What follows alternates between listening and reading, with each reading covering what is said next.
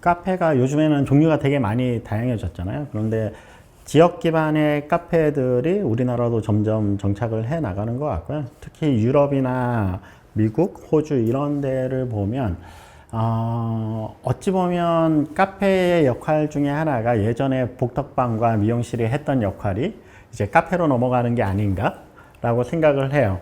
동네 사람들이 이제 모여서 이제 소비가 이루어지는 그런 공간, 그래서 이제 교류가 이루어지는 공간으로서의 카페가 지역 카페로서 아주 가치가 있다라고 생각을 하고요. 그래서 지역민들하고 아주 밀접하게 움직이는 그런 카페들, 그러면서도 훌륭한 음료, 커피가 제공이 되고 이제 지역에 잘 융화가 되어 있는 그런 카페들이 앞으로 더 많이 늘어나지 않을까 개인적으로 생각하고 있습니다.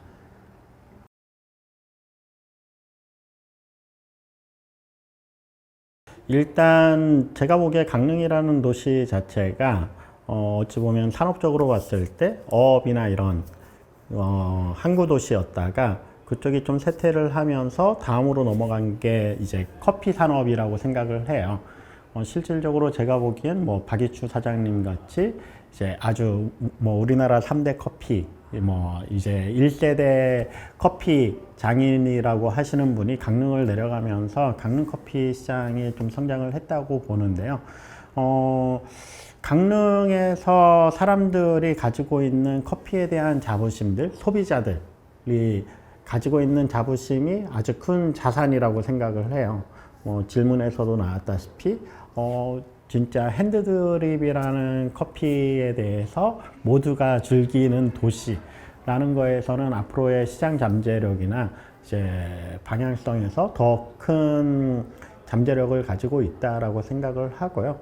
그리고 그런 자부심을 바탕으로 해서 이제 강릉 커피 축제라는 우리나라에서 가장 오래되고 가장 오랫동안 지속이 되고 있는 커피 축제라고 생각을 하시면 되는데 성공리의 축제가 지속적으로 이어지는 이유 중에 하나가 이제 관광도시로서의 일면도 있지만 지역민들이 가지고 있는 지역 카페라든지 커피 문화에 대한 자부심 때문에 아직까지도 이어올 수 있지 않았나라고 생각을 합니다.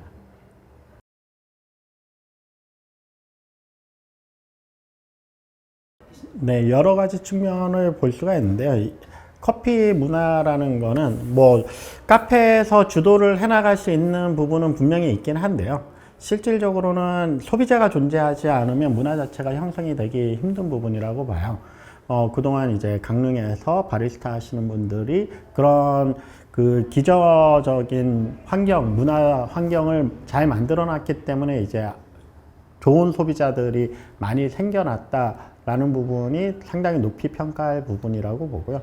그만큼 또 소비자의 눈높이가 높아지는 만큼 이제 카페를 운영을 하시는 사장님이라든지 바리스타들이 더 좋은 정보와 이제 가치를 전달을 할 수 있는 그런 환경이 조성될 필요가 있다라고 생각을 합니다. 그래서 사실 이게 단순히 소비자와 이제 바리스타가 한 축으로 움직이는 게 아니고 이제 같이 움직이지 않으면 문화적으로 성숙하기 힘든 산업이라고 생각을 해요.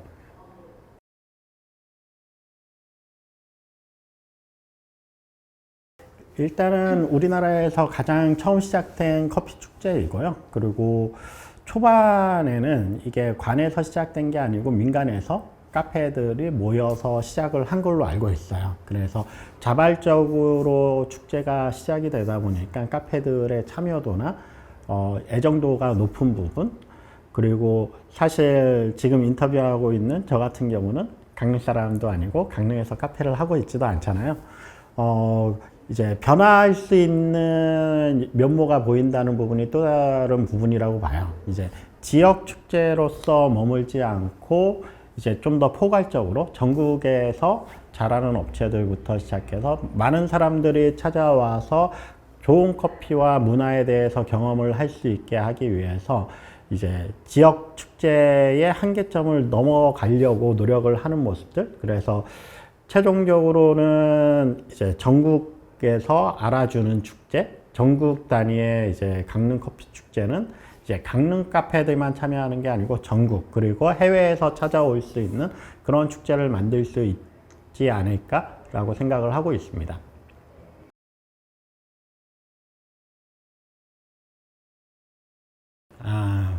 가장 큰 건 그런 것 같아요. 이제 축제 진행을 하고 축제장에 오시는 분들이 자기는 1회 때부터 축제를 왔다. 그러면서 이제 예전에 자기가 경험을 했었던, 그리고 강릉에서 커피와 관여된 아니면 소비자일지어도 자기가 뭔가 커피 축제에 일조를 하고 있다라는 자부심을 가지고 있더라고요. 그래서 이제 뭐 4일 내내 이제 그 축제장에 나온다든지, 그리고 상당히 관심도가 높더라고요. 일반 시민들도 커피 축제 언제 하느냐 이런 거에 대한 관심도가 상당히 높아요. 그래서 그런 부분이 강릉이 커피 도시로서 이제 널리 알려지게 된 계기가 되지 않았나라고 생각을 합니다.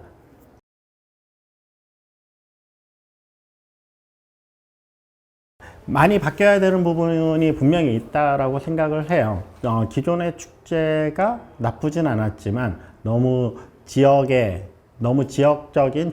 특징을 가지고 있었다라는 부분이 분명히 참관객 입장에서는 재미가 떨어질 수 있는 부분이 분명히 있거든요. 그리고 강릉 커피 축제라는, 강릉이 커피 도시이기 때문에 그쪽에 전국에 그리고 세계의 커피인들이 와서 커피 도시에서 같이 즐긴다라는 느낌이 났으면 좋겠고요. 그리고 교류의 장, 전 세계에 커피하는 분들 그리고 소비자가 교류할 수 있는 교류의 장이 될 수 있는 커피 도시가 되었으면 좋겠다라는 게 개인적인 바람입니다. 이제 브랜딩에 대한 부분이 많이 도입이 될 필요가 있을 것 같아요. 이제 지역에서 이제 지역색이 많이 드러나는 걸 넘어서서 누가 봐도 공감할 수 있는 브랜딩, 지역민들만이 공감을 할 수 있는 브랜딩이라고 하면 사실 이게 확장성이 좀 떨어진다고 생각을 하고요. 브랜딩 자체가 인종이 다르든 이제 국가가 다르든 문화가 다르든 이해할 수 있는 포괄적인 브랜딩 안에 강릉이라는 특징을 어떻게 심어낼 거냐에 대한 부분이 상당히 중요한 부분이라고 생각하고요. 두 번째로는 이제 메인 축제장과 이제 그 도시 자체가 축제 기간에는 모두가 축제장 같은 느낌이 날 수 있었으면 좋겠다라는 생각을 해요. 예전에 소시적에 에딘버러 페스티벌이나 이런 데를 가면 에딘버러 페스티벌이 있고 그에 덧붙여서 이제 소엽적인 이제 모든 전시장이나 이런 데서 도시 전체가 페스티벌을 여는 그런 느낌이 나는 페스티벌이어서 놀러 갔을 때 메인 행사장만 딱 보고 나오는 게 아니고 그냥 도시 자체가 축제장이고 도시를 즐기는 그런 느낌이 났던 게 개인적으로는 상당히 감명 깊었거든요. 그래서 장기적으로는 지역민들과 이제 지역에 있는 카페들이 모두 동참을 해서 도시를 어떻게 하면 축제장으로 만들까에 대한 고민을 같이 했으면 좋겠다라는 게 개인적인 생각입니다.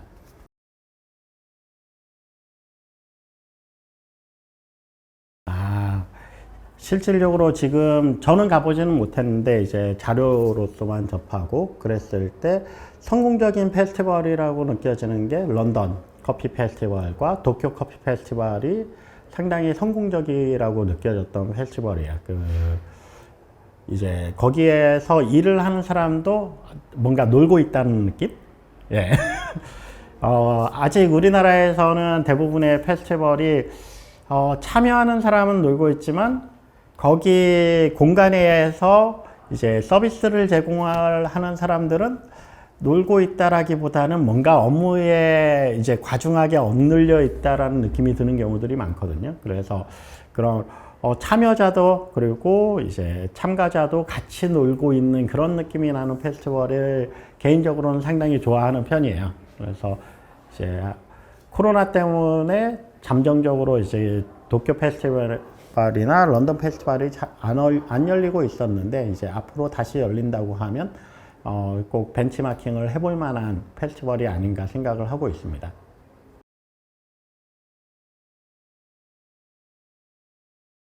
많은 고민이 있는 부분이에요. 과연 이제 장기적으로 이제 서비스업이나 이런 그 커피를 만드는 직업 이런 게 생존이 가능해지려면 어떻게 해야 될 것이냐에 대한 부분이 가장 큰 고민이에요. 일반적으로 이 업에 종사하지 않는 일반인의 시선에서 봤을 때 바리스타, 저 커피를 해요라고 했을 때 가장 많은 대답이 나오는 게 알바하냐? 라는 대답일 거라고 생각을 해요. 그래서 가장 시급한 문제가 이 커피 일에 대한 전문성에 대해서 대중들한테 잘 알려지지 않았다라는 부분이 상당히 큰 문제라고 생각을 하고요. 뭐 그 부분은 이제 저희처럼 먼저 시작한 사람도 그렇고 지금 현장에서 일을 하는 사람들도 같이 고민을 해야 되는 부분이라고 봐요.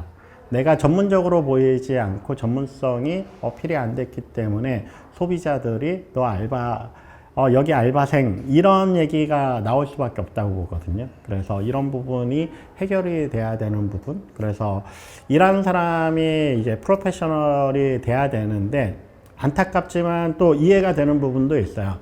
임금적인 부분에서 충분한 그 프로페셔널로서 받을 수 있는 페이를 받을 수 있는 일이냐, 전문성을 갖추었을 때 그거에 대해서 이제 다른 전문 분야하고 비교를 했을 때 비슷한 정도의 급여를 받을 수 있는 일이냐라고 했을 때 쉽지 않다라는 게 또 다른 문제점이기도 해요.